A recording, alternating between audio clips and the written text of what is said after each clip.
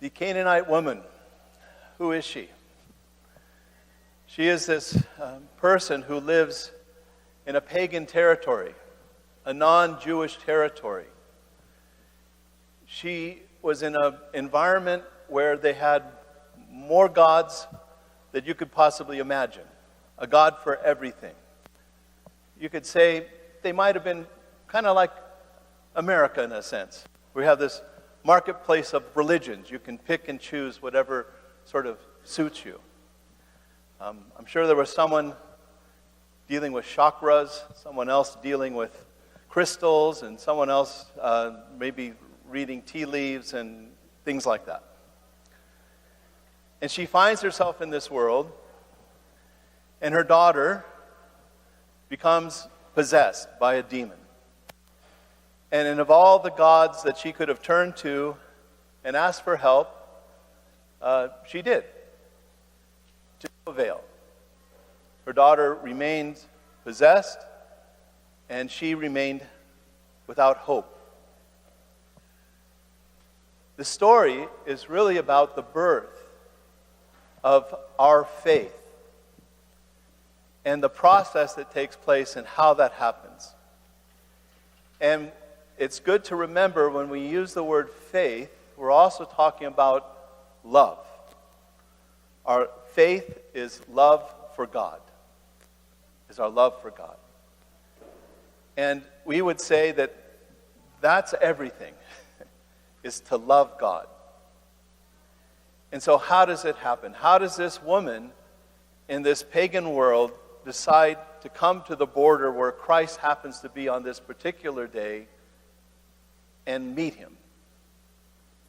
Well, we also believe that God takes the initiative with us.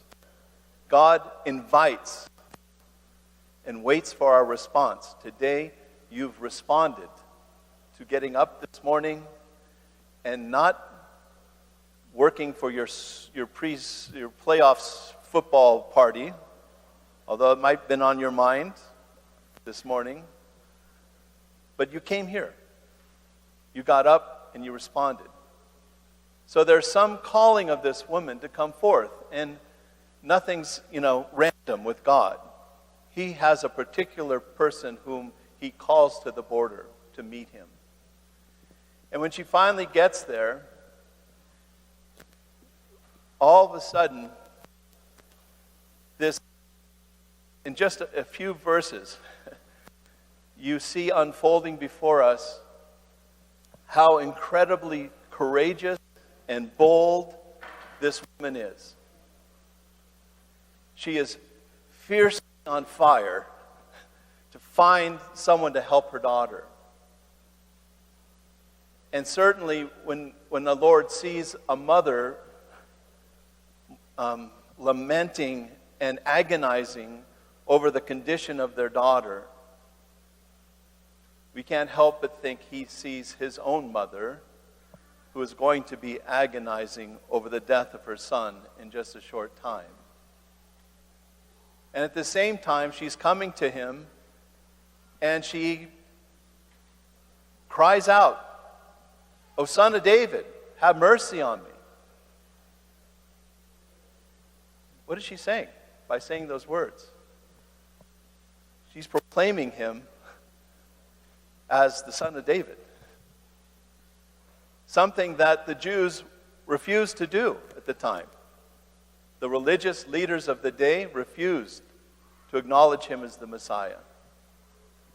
They also were to be set up as a light on the hill so that their faith in God, their love for God, would be seen by everyone, so that the world would come to God through them. That's the whole story of the Old Testament. But they failed at that. But this woman cries out. This pagan woman cries out those words and begins to convict the called people of Israel of not receiving the Messiah when he showed up. So she's a woman. She's got this terrible situation. She's got no man. She's got no man to approach the rabbi, because women shouldn't be talking to a man. There was no one to be intermediate for her. And she shows up and she starts asking for his help. And the first thing we know is that he's absolutely silent. He ignores her. Doesn't say a word. But he's doing this intentionally. Father Jacob gave the G version of the gospel to the kids today, which I'm appreciative of. But it's harsh. It's really harsh. And the disciples are also chiming in saying, she's just an annoyance. Send her away. And even Chrysostom tries to soften that somehow by saying, well, maybe if they sent her away, Jesus would even feel more sorry for her and help her out. But it's a rebuke. Send her away. And then he tells her, I'm sorry, I came for the house of Israel. I didn't come for the pagans. But deep down inside, what was happening? Her soul was coming to faith and love of God. And he was drawing this out of her, patiently drawing it out of her. And she says, yes. But even, and then he gets worse, right? He calls her a dog. Why would I take this food of my children and give it to you? And she says, even the dogs eat the crumbs from the master's table. What she's saying is, all I need is just a piece of your love to make me whole. Just a piece of that.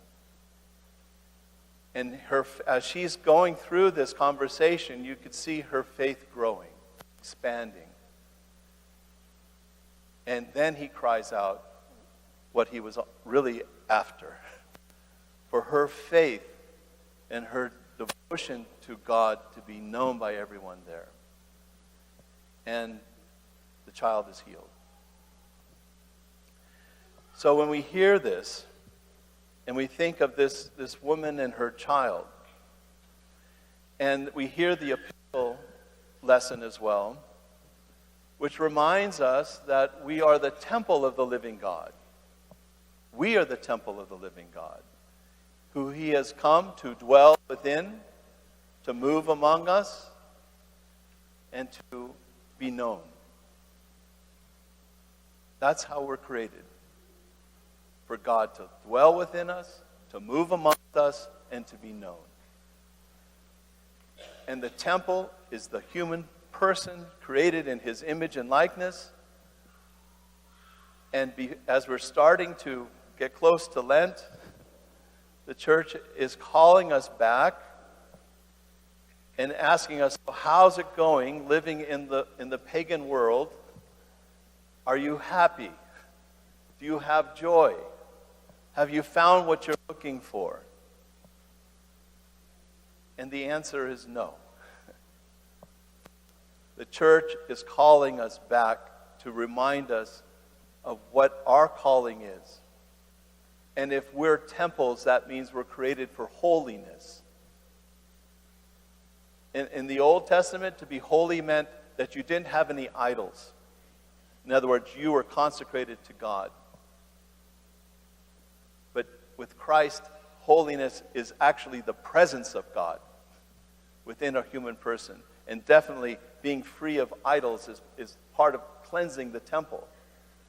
And that's what Great Lent is about. It's about coming in to see what our idols are in our life and to be freed of them, so that his holiness can fill our lives. And that holiness, goes on, it says, is perfected through the fear of God. Probably one of the most misunderstood phrases. We don't want to say it too much. But the fear of God was so beautifully explained by Bishop Asimos of memory.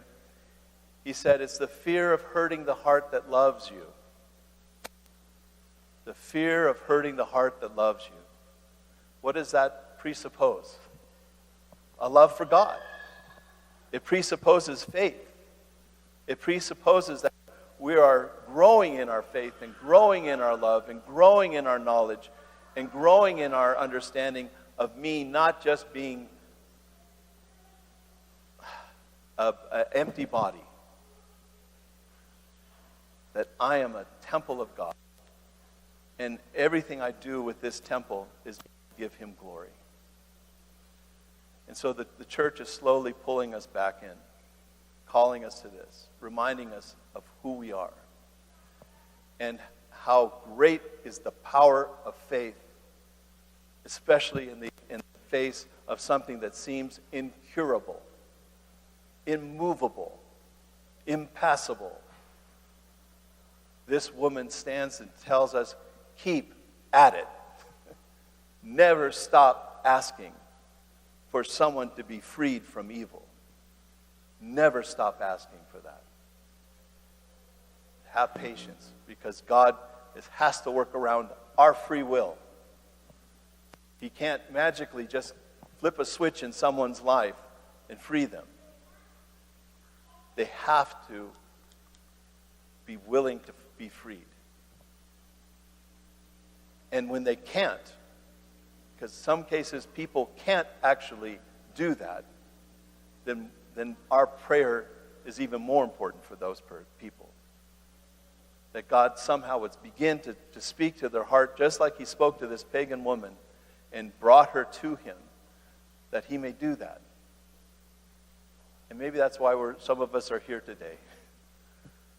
That we're ready for a change.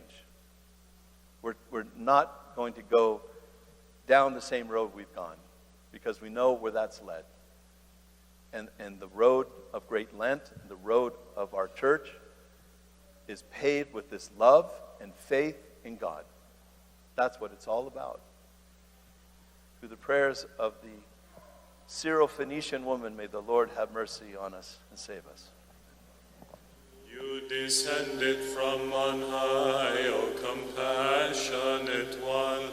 You submitted to a 3-day burial, that you might free us from our passion